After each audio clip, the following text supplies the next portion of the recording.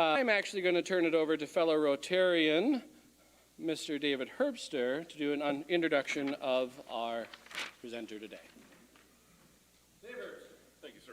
Well, I'll give you a round of applause if these guys don't want Go ahead. And it's you're giving me a hat, too. No. No.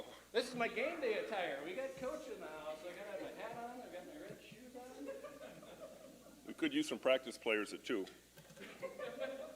No, we have enough, right? We have enough today. Well, thank you. And today's guest, as well, we kind of already blew part of my introduction. That's fine. That's okay. And the best thing about this is I don't know if I was thinking clearly on all of this, but I did forget my glasses today. But I did put the font at about 20-point font, so I can read the introduction. Our guest today is Dawn Plitzuweit, the 3-time Summit League Coach of the Year. She's in her sixth season as the head women's basketball coach at the University of South Dakota. Have led us to the postseason 5 times during that time in 3 straight NCAA tournament appearances. She's turned and kept South Dakota as one of the premier mid-major programs in the country, and I think one of the unique things about this program right now, since throughout the last 4 seasons, at somewhere in time during the regular season, we have been ranked in the top 25, not the mid-major top 25, but the overall top 25. In 2020, reached a high and finished at number 17 in the country. And as you can tell, not only do they compete on the floor, but also very well in the classroom. So with that, Coach P, the floor is yours. I don't have a whistle to turn over to you.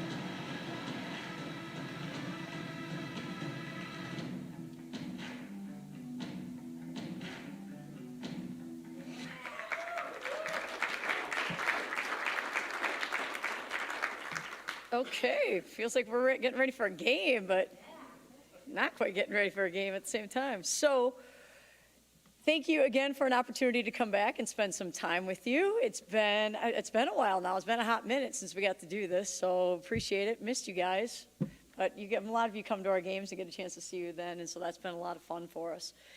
We have certainly a very special team this year, and going into this year, as you know, we've been through this before. We read some books as a group, and last spring, we thought the book that was really appropriate for us at that point in time was a book that's written by John Gordon and Damon West. It's called The Coffee Bean. Okay, has anyone read it here?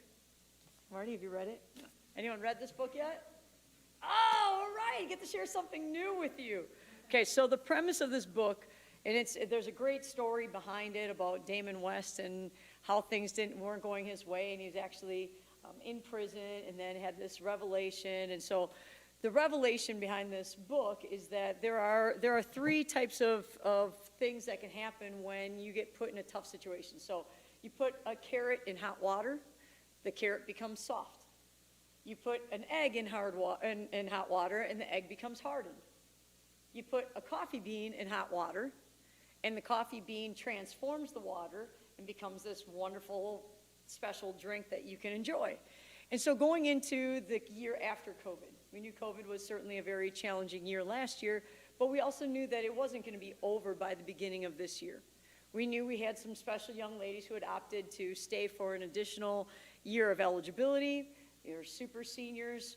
We also knew that there were some young ladies who maybe were expecting the super seniors to graduate, and they were expecting it's kind of be their time to shine and get some more playing time. We knew there were some young ladies who were considering not using that extra year and moving on, and so there were going to be a lot of things that were going to change, and those changes aren't really changes that just are over at the end of this season. They are changes that are going to affect our program for probably 7 to 8 years. We know that that's something. So we knew going into this that there were a lot of expectations. You have super seniors who are coming back who didn't get their traditional last experience. Last year was really kind of a weird experience. We didn't even get to play a home game against our arch rivals. We had to play twice up there.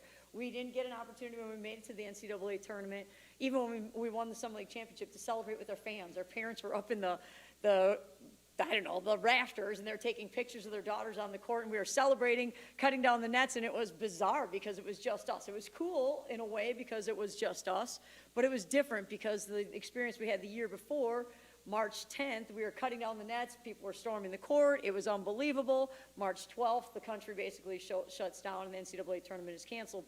So now all of a sudden we have their last opportunity, they think, to do this, and then it isn't what they expected it to be. We go to the NCAA tournament and we're basically put in solitary confinement for about 7 days before we play a game. So now they're coming back and they want this to be so special. They want it to be such a great reason why they came back, and that can put a lot of pressure on your team and how you perform and what you want out of it. And so we really felt like going into the year that the message for our players and for our coaches and for our program was that we had to be a coffee bean. We had to be, because we knew we were going to be put in hot water. We knew it wasn't going to just go away and that things weren't just going to go back to normal, that it was going to be a challenge. And so we wanted to share that message with our team. And I think they've done a really good job of being transformational people and then transformational players. So what's the transformation in our program when you look at us on the court? Like, wow, we're pretty athletic, we're pretty big, we've got good size, we do a lot of good things. Over the course of the first 5 years that we've been here, our team has been, the first year or two, we were kind of smoke and mirrors, I'm not gonna lie. Like, we were just putting out the fog machine and we were trying to find ways to win basketball games because we were just trying to put it all together. Right before we had gotten here, there were those 6 seniors that graduated. There were some pretty good ones in that mix, you know, that C Camp kid and some of those other kids. So we were starting all fresh, starting new, and it was a new program, it was a new system. And so the first couple of years, we were just trying to put it together and trying to find ways. And then the last couple of years, we've been a team that has been a great offensive team.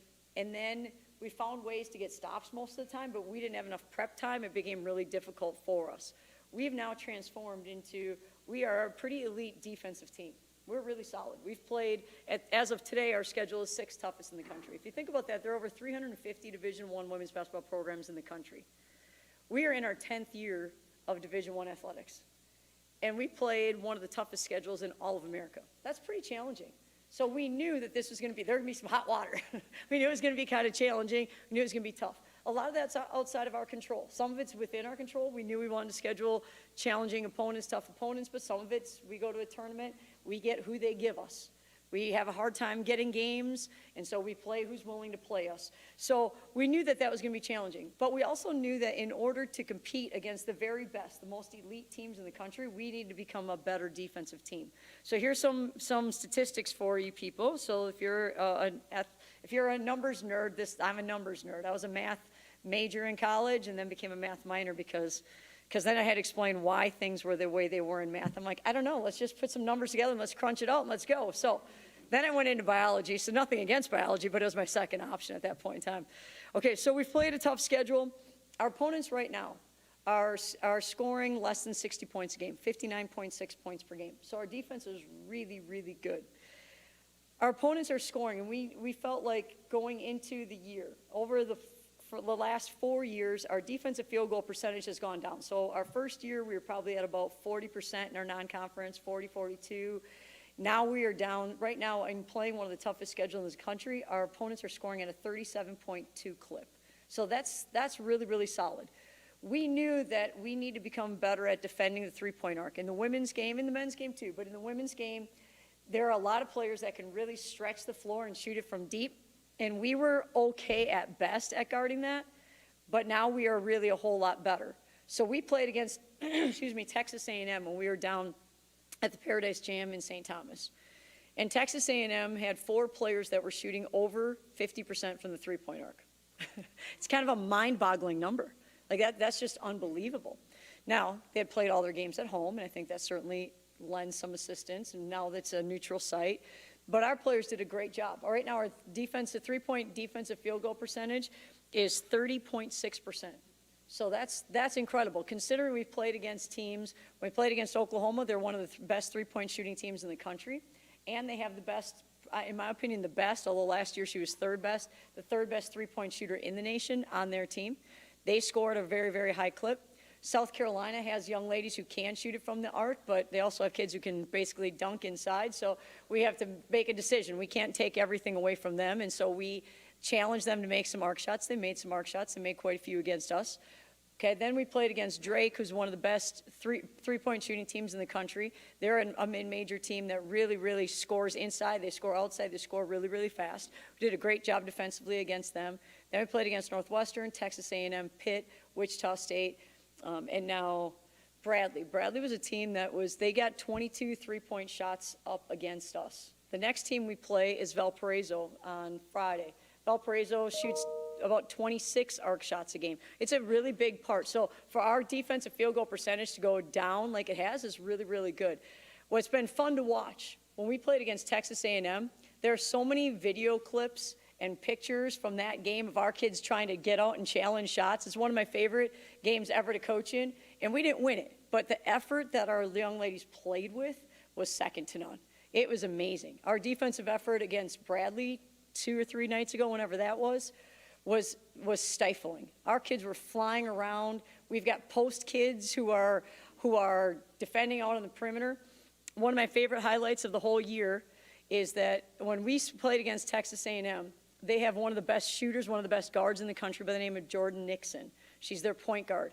Jordan Nixon, so Hannah Shervin ends up switching in transition. We're getting back, and she has to guard their best three-point shooter, Destiny Pitts. Destiny Pitts played at Minnesota, so we scrimmaged against her. We knew who she was. Then she transferred to Texas Tech, and then she transferred to Texas A&M. So she's been playing for a long time. Hannah's been playing for a long time. They kind of know each other. So Hannah gets out in transition, and she's guarding Destiny Pitts. Now Destiny Pitts sets a ball screen for Jordan Nixon, a WNBA, one of the top 5 kids that's probably going to be drafted. This kid's a stud. And Hannah's out there at 6'2", and Hannah has to defend Jordan Nixon off the ball screen, and she takes an on-ball charge on Jordan Nixon. Jordan Nixon pushes her down to the floor, and I was like, yeah. So that was unbelievable. Show it to our players. Like, that was one of my favorite highlights in my entire coaching career, is our kids doing things that are way outside their comfort zone, because Hannah's never been comfortable playing out and defending on the perimeter. So our kids are getting better right now, and it's really, really fun to see. So there's a transformation that is happening on the court. And not that we were a bad defensive team before, because we weren't. We were good. We were the best in the conference, or have been the best in the conference for, 3 or 4 years now. So we've been there. But now all of a sudden we've taken another step forward, and it's really, really, really been fun to watch our kids really dig into that and love that and celebrate that and get after that. So that's been a whole lot of fun for us. Shifting gears a little bit, I think our players have done a really good job. When we were in the COVID situation and we couldn't really do community service the way that we wanted to, our players had to come up with new ways to go about doing that and find new ways to be transformational. So what our young ladies did is they couldn't go visit the nursing home. We couldn't, sing Christmas carols at the nursing home because we weren't allowed to do that. So our players found a way. They went and contacted the nursing home, and they got names and addresses, and they wrote letters. They hand wrote letters.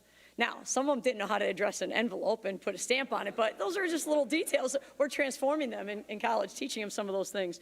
So our young ladies did that. They did their own food drive. We couldn't do a food drive with anyone else. So our young ladies took their money. They went to downtown. They figured out what supplies were necessary. There's a lot of bleach at that point in time and disinfectant bottles and all those kind of things, and spent their money and did their own food drive. Now, why they brought it to my house and made me deliver it, I'm not really sure. We've got to transform that a little bit, but they're great, great kids. From a program standpoint, we continue to try to transform our program and try to make us better all the time. So the way that we really focus on doing that is by growing our people that are in our program and trying to grow our program by adding new people to our program. So this past year, we've been really fortunate. You had a chance to meet Madison Martinez. She's back there in the corner. Right. Marty, hey, have you been here before, Marty? You probably were here in high school. You had to have been. I figured you probably were. So Marty is someone who graduated with our son from high school. She played basketball and soccer with our daughter. She coached our daughter. She was a manager for us for a little while. We actually hired her as an intern her senior or last year. Was that last year? Last year with our program, doing some of the things she's doing with us now. then tried to recruit her to stay with our program, and so tried to find a way, working with everybody involved, to make sure that we were doing it in an HR compliant way, in a NCAA compliant way. Marty doesn't make a whole lot of money, so this free lunch, this has been great, right, Marty? We might have to come back every month. I may not be here every month, but Marty may come join you, because she does, if we have a collection plate for her here somewhere, that'd be good. I'm just kidding. So Marty has done just a fantastic job with our young ladies, and has a mentality like that she's here to serve, and is just tremendous for us. We've added Mike Pomeroy to our staff. He's a numbers guy too. He actually was a practice player for the women's team at the University of Minnesota when he went to school there. His girlfriend at the time, Joanna Hedstrom, was playing on the women's basketball team. It's like love and basketball. They end up getting married.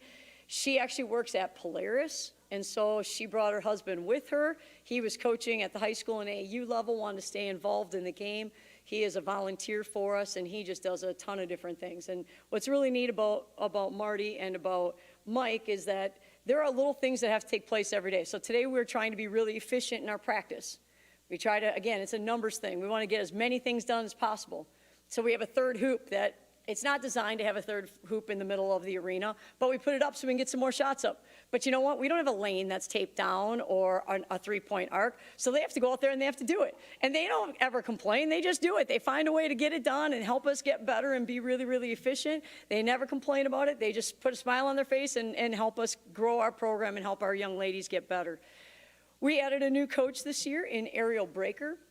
I'm sure you've seen her. If you've come to a game, you've seen her on our bench. She is the tallest female. I guess there are two of us. And there's some managers. We have the shortest managers in America this year. I feel like a giant, like when I stand by our managers, and that's not a good sign. But I feel really small when I'm around our players, so that is a good sign. But Ariel is fantastic. Ariel's a young lady that I've known for close to 15 years, 14, 15 years. Recruited her out of high school. She went to a high school in Michigan. I was coaching at the University of Michigan. She actually ended up going to play at Notre Dame. She grew up in Indiana, so we had a slight disadvantage. She grew up as a Notre Dame fan. So she is someone who has connections across the country from a recruiting standpoint. She is very well respected within the game by a number of outstanding coaches. She is someone who our players have an awful lot of respect for. She does just a tremendous job with our young ladies. She is someone who played at the highest level, playing at Notre Dame, and during her career, they played in 4 Final Fours and 3 national championships. So we brought someone to our program here at the University of South Dakota to help continue to transform us and be a coffee bean. So with that, we are excited about the season ahead. We have 2 games left in our non-conference schedule. We play Valparaiso on Friday night, and then we turn around and we go to Creighton. Creighton is having a great season again. And then we start our conference season this year before Christmas. So we haven't done that before. That'll be something completely new. We start at Oral Roberts, and then we go to UMKC from there. So 2 tough games on the road to start us off, and hopefully we play as hard as we have been playing and are as good defensively as we've been. Oral Roberts has been a really tough place for us to play, but again, we haven't been really good defensively down there. We've had to smoke and mirror. We've had to play some trapping zones, and we've been just good enough to find a way. So hopefully our improvement on the defensive end travels with us and helps us on the road. So that's a little bit about our program. Certainly appreciate all the support that our young ladies and our coaches have from all of you. And if you have a question or two, I'll answer it, but then I'm going to run because we have practice today. Since it's reading day, practice has moved up. It's a little bit earlier than normal. So I'm going to run if you guys don't mind after that. All right, questions? Anyone? Yep. First, I'd like to thank you and the women's basketball team for the Summer Olympic games. We had 9 women from the basketball team from 5th-year seniors to true freshmen playing man clothes at the hardest volunteer job out there and excelled at it. How is Hannah serving after scoring 31 points, going to the other side of the court, popping the top?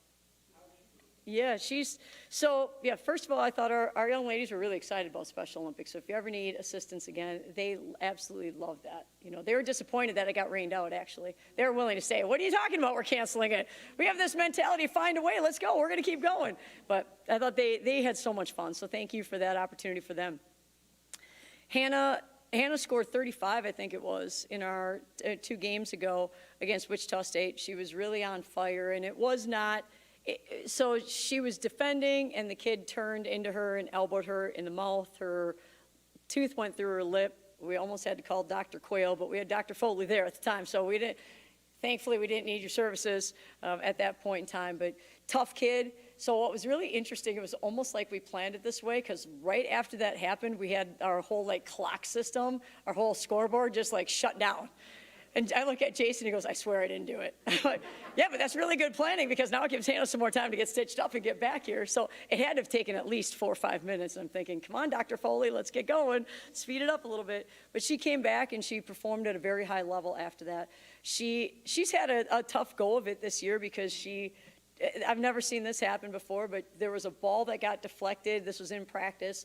A ball that got deflected, and she was just about getting ready to rebound it, and it came and hit her in the head fast because someone tipped it, and she popped her eardrum. I was like, how does that happen? Just a big shock. So she had that, and then she had an ear infection on top of that, and then she got hit in the mouth. So at this point in time, when I look at Hannah, she's like, I have no idea what you're saying. I'm like, I know. Well, you're going to learn sign language at this point in time. So we always tease our super seniors. This is their 6th year of college, and we tease them that they're old ladies, and now that Hannah can't hear very well, I'm like, yeah, I know what you feel like. And then she teases me for not being able to see very well. I'm like, okay, I got it. So we have good banter back and forth, but she's doing really well. So that's been good. Thank you. Joe and I were in the Virgin Islands and really enjoyed watching the women play, especially that Pitt game, because Pitt really thought they were going to beat us. And those women came back and had a absolutely wonderful game. Is there any way, and I don't know how scheduling goes, to put Pitt on a regular schedule to play there and here? I mean, they was a great team. Yeah. That would be wonderful if they would agree to do that. Not a lot of teams are really excited about playing. The teams that right now are willing to play us are the teams that are in the top 10 to 15 in the country, because it doesn't hurt their RPI or their net or their quadrant 1 or any of those type of things, and they feel pretty confident against us. So finding games and playing against teams has become a very, very big challenge for us.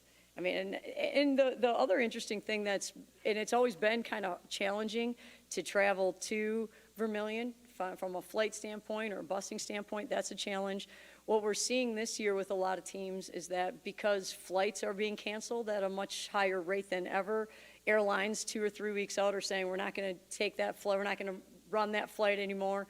Those type of things, that more teams are chartering in here than ever before. I think Valpo is chartering in again on Friday night. So maybe that helps us in some strange way. Maybe the airlines end up helping us because teams figure out they'd have to just charter in. It'll be interesting to see, but yeah, we played really well against Pitt.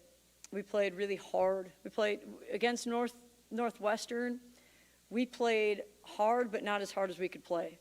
And not because our kids didn't mean to play hard, but because we got a little bit nervous to get out of our comfort zone in some situations. And then when we played against Texas A&M, we played our tails off. There were so many plays that our kids made that were just remarkable effort plays, but we didn't come out on top. And then we played against Pitt, and Pitt was playing at a really high level, and our kids battled, and we didn't start off very strong. It looked like we were playing our 3rd game in 3 days against 3 Power 5s. We looked gassed. We looked tired. We didn't have a lot of juice.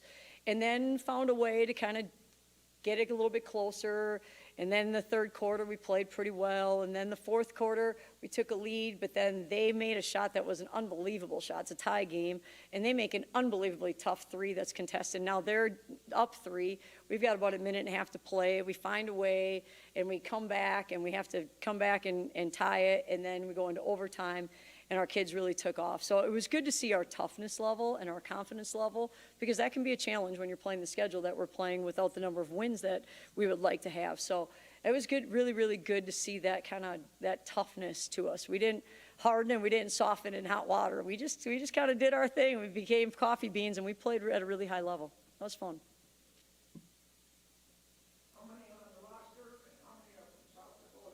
Okay, good question. We have 16 on the roster this year because of our COVID numbers.